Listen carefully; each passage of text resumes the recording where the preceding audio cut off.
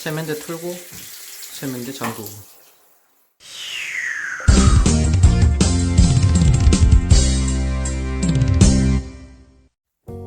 행운의 구독자 여러분 안녕하세요. 럭키세븐입니다.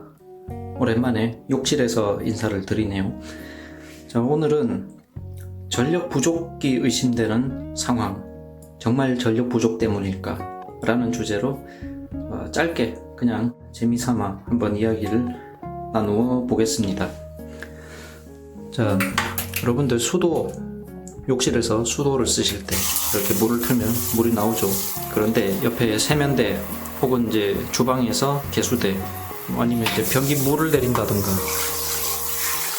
집에서 물 쓰는 다른 곳에서 물을 많이 쓰게 되면 어떤 일이 생기죠? 이 수압이 떨어지는 현상을 볼 수 있습니다.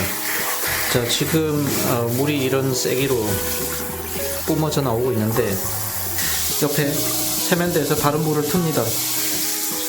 그러면 수압이 떨어져서 자, 이 정도 세기로 밖에 안 날아가요.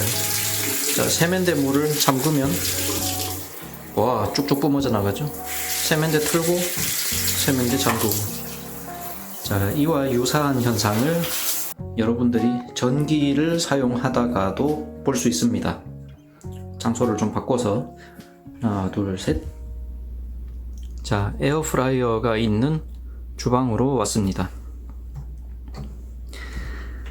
에어프라이어를 쓰다 보면 이제 온도 조절에 의해서 내부 열선이 저절로 켜졌다 꺼졌다를 반복을 할 겁니다. 그런데 자, 에어프라이어는 기존의 오븐과 다른 점이 뭐죠? 열선만 든 게 아니라 그 열선에서 발생하는 열을, 자, 기존의 오븐은 거의 이제 복사 방식으로 열을 전달을 하죠. 뭐 대류가 전혀 없다고는 할 수 없겠지만, 그런데 에어프라이어의 이제 오븐과의 최대 차이는 안에 팬이 들어 있습니다. 그러니까 복사열로 가열을 한다기보다 열선의 열을 팬에 의해서 강제 대류를 시킴으로써 빠르고 효과적으로 그 열 에너지를 전달하는 데 있죠. 그 팬이 돌아가는 속도가 열선이 켜지면 살짝 느려집니다.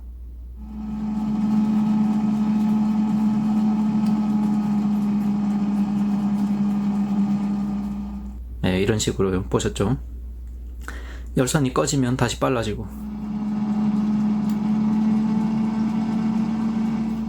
왜 그럴까요? 열선이 켜지니까, 열선이 이거 전력을 무지막지하게 먹거든요. 못해도 1.5kW나 2kW 가까이 먹을 거예요. 그 많은 전력을 땡기니까 우리 집에 공급하는 전력이 부족해져서 팬이 느려졌을까요? 그렇지는 않다고 봅니다. 왜냐하면 이 에어프라이어 말고도 집에는 가전이 많죠. 보이는 것처럼 이제 전등도 있고 냉장고도 돌아가고 있고 많이 있는데, 에어프라이어 열선이 켜진다고 해서 전등불이 어두워진다거나 하지 않습니다. 다른 가전의 뭐 선풍기나 느려지거나 하지 않습니다. 그런데 신기하게도 에어프라이어 열선이 켜지면 에어프라이어의 팬이 느려지고, 또 헤어드라이어 뭐 좀 기능이 많은 것들은 그냥 뜨거운 바람만 나오는 게 아니라 뜨거운 바람 강풍, 뜨거운 바람 약풍, 그 다음에 찬바람 강풍 이렇게 조절되는 게 있죠. 찬바람 강풍에서 뜨거운 바람 강풍으로 하면 같은 강풍인데도, 자, 뜨거운 바람을 하면 드라이어 안에 열선이 켜짐과 동시에 그 바람이 살짝 약해지는 그런 걸 볼 수 있습니다. 왜 그럴까요? 제 나름대로 추리한 결과입니다. 자, 2kW 가까이 전력을 사용할 것으로 생각되는 에어프라이어의 코드 전선이 생각보다는 굵지가 않아요. 자, 옆에 보시면 이제 압력밥솥이 있는데, 압력밥솥의 전원 전선은 약간 더 굵습니다. 그러니까 공급 전력이 딸렸다기보다 공급 전력은 충분히 공급할 여력이 되지만 그 전력이 지나가는 길목이 좁다는 거죠. 혹은 좋아요, 여기까지 길목은 안 좁다고 쳐도 이 내부 배선의 어딘가에 길목이 좁은 데가 있을 겁니다. 그래서 자, 여기는 아파트인데, 아파트는 저 고층에 있는 물탱크에서 물을 내려보냅니다. 압력이 충분해요. 충분한 압력이 있는데도 샤워기를 틀어놓고 옆에 세면대 물을 틀면 샤워기 압력이 떨어지는 것은 공급 압력이 부족해서라기보다는 우리 집, 우리 세대로 들어오는 그 지류라고 할까요? 그 지선 파이프의 굵기가 샤워기와 세면대 두 사용처의 그 물줄기의 굵기, 용량을 감당할 수 있을 만큼 충분히 굵은 길목이 안 되기 때문이죠. 수요는 100인데 공급이 50밖에 안 돼. 수요가 50일 때 공급이 50 가능하죠. 충분한 압력이 나옵니다. 자, 이쪽 50을 수요가 있을 때 다른 데 수요가 없어요. 그러면 50의 공급력으로 50의 수요를 채웁니다. 그런데 두 개를 다 틀었어. 수요는 100인데 공급 능력은 여전히 50밖에 안 돼요. 그러면 25, 25 나눠져서 들어가니까 압력이 떨어지는 거죠. 마찬가지로 여기서는 수요를 다 보내준다고 치는데 속의 내부 배선이 충분히 안 굵으면 열선과 팬의 수요를 다 채울 만큼의 공급력이 안 돼서 떨어지지 않을까, 이렇게 추측을 해볼 수 있겠습니다. 자, 그런데 옛날에는요, 우리나라 전력 사정이 좋지 않을 때는 진짜 공급이 달렸던 시절이 있었습니다.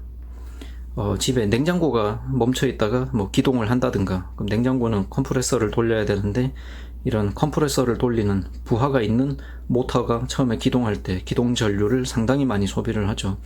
모터가 빡 돌아가는 순간에 불이 어두워져. 그럴 때는 뭐 공급이 딸린다,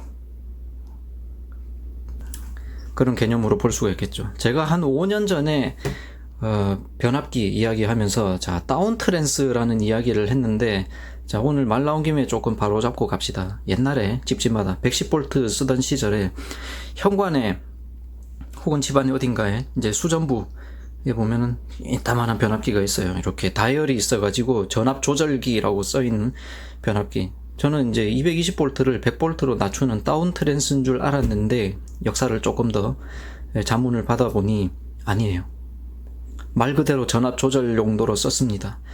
전력 수요가 많은 저녁 시간대에 다른 집에서 막 전력을 땡겼으면 우리 집 불이 어두워져.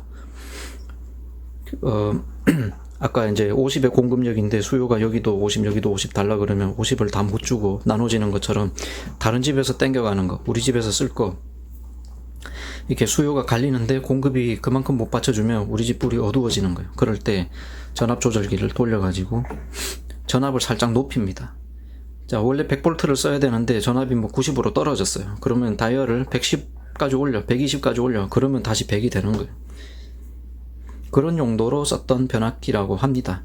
그런데 이거를 이제 쓰고 나면 다시 원위치를 해야 되는데 120으로 그냥 놔뒀어. 그걸 모르고 이제 다른 집에 수요가 사라져서 다들 불을 끄고 뭐 헤비한 가전을 멈췄다. 그럼 우리 집 전압이 120까지 올라가요. 그럼 백열등이 터지고 하는 겁니다. 예. 자, 오늘 이렇게 좀 이야기식으로 재미있는 전기 현상과 또 과거의 전압 조절기 이야기까지 한번 나누어 보았습니다. 재미있게 들으셨으면 좋겠습니다. 시청해주셔서 감사합니다. 또 더 흥미롭고 유익한 영상으로 찾아오겠습니다. 그럼 행운을 빌어요.